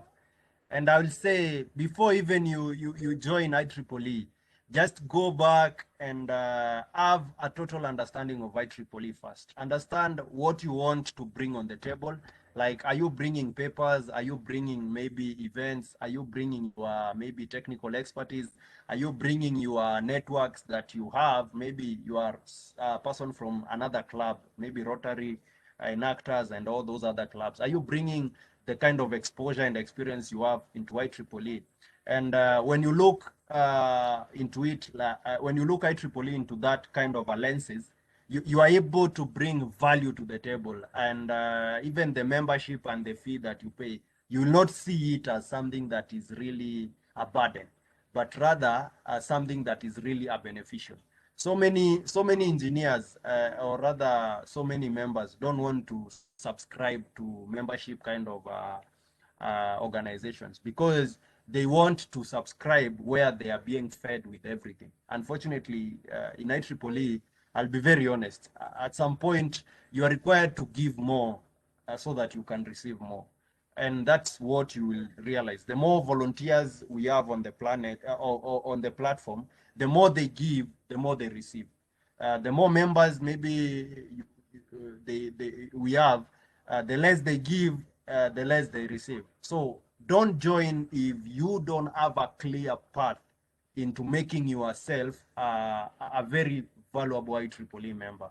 I think this is one side a challenge. On another side, it can be something that can put you off. Maybe someone who thinks he doesn't have something to offer. Doesn't matter. I like what Felix is doing. Felix is one of the most active publicity member. You will never see him in events. You'll never maybe talking, sharing, or maybe doing all that. But trust you me, as YPs, Charles can attest to this. We rely more on the work that Felix does. So that's enough. That itself is something of value because he's bringing value to the Kenyan section, to the YP, to the student branch. Something that I cannot do. I cannot create the content, the best content that Felix does. But Felix is able to create that content, to share, and to make sure everything runs smoothly. So bring in this, the sort of expertise, the sort of value that you think you have to IEEE, and you will see the IEEE membership becomes a beneficial to you. That's all I can say, Alan. Back to you. Thank you very much. Thank you so much, Kithinji. Ignatius, I'll give you 5 minutes to be able to give a summary and some few tips maybe you forgot along the way. The floor is yours. Okay, thank you. Well, unfortunately, I wasn't here since the start of the meeting as I was engaged elsewhere. But then all I will say is first to thank you for holding this membership drive. I think this is a very good way. I mean, it's the right way in getting membership. I mean, from experience, and Kithinji can tell you. I mean, branches that have held such drives actually end up having a lot of members. We've seen this a lot in Moi and KU. Particularly JKUAT didn't have several membership drives, although they tried. Yeah, I mean, I think this is a positive step. The other thing I would want to mention is, for those of you who are not members, you should take advantage. Right now, we have something we call half-year membership. Okay, so you pay membership fee by half. I think right now it's $13.5. Usually you pay $27. And there's also some scholarship for countries like Africa, for instance, because due to this COVID pandemic, so you might also end up paying less. Yeah. So just go to their website, check membership, and put your region. I think you'll end up paying less. Yeah. But then take advantage of the half-year membership. That is something I'm sure right now. If there's anything you want to join right now, you'll pay it for half and then renew your membership when the year starts in September. But then you have a window till December. Okay, so that's all I will mention to you right now, if it wasn't mentioned before. And I'd also like to thank, Alan, I have already done that. And perhaps if we could encourage members of other student branches. I think this falls mainly with Fidel. I think he's also doing a good job. Other student branches to see if they can also grow their membership. Yeah.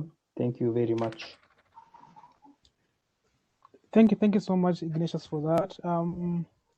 If you have any other further question, any other further clarification on any matters of membership, IEEE. So on the chat section, Fidel Makatia is the student representative at IEEE, has left his email there. You can be able to send him an email. You can be able to have a chat with him as well. As well, Kithinji has dropped his email there, as well as his LinkedIn handle. You can be able to send him a message, and he can be, I think, to help you in case you're stuck anywhere. I think also you can also reach to Ignatius. I think Ignatius, you can also drop your LinkedIn there or your email, whichever Alan, you're okay with. Yes. I think I'm not able to share with everyone. Maybe you can, I've shared with you. You can share with the rest of the team. Oh, sorry. Let me do that. Okay. Yeah. So I'm sending Kithinji's email. You can go to send him an email as well if you have any query, as well as his LinkedIn handle. Just a moment. So I hope the session has been informative. I don't know, is there any other person from IEEE Kenya section needs to give a comment before we end the session?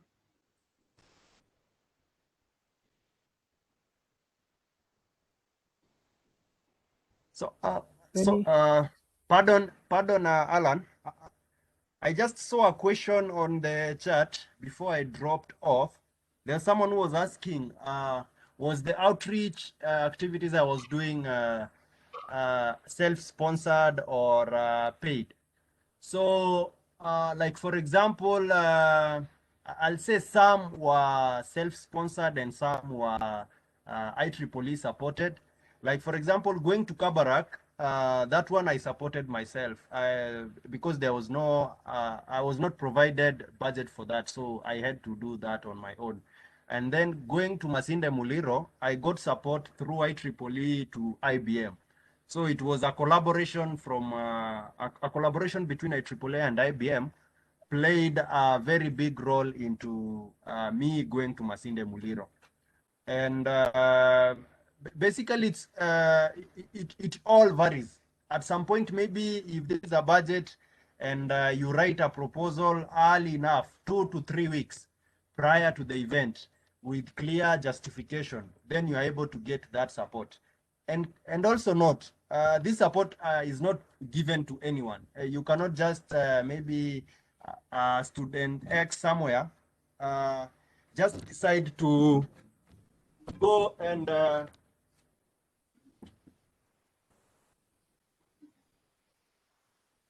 so sorry for that. My phone was going off.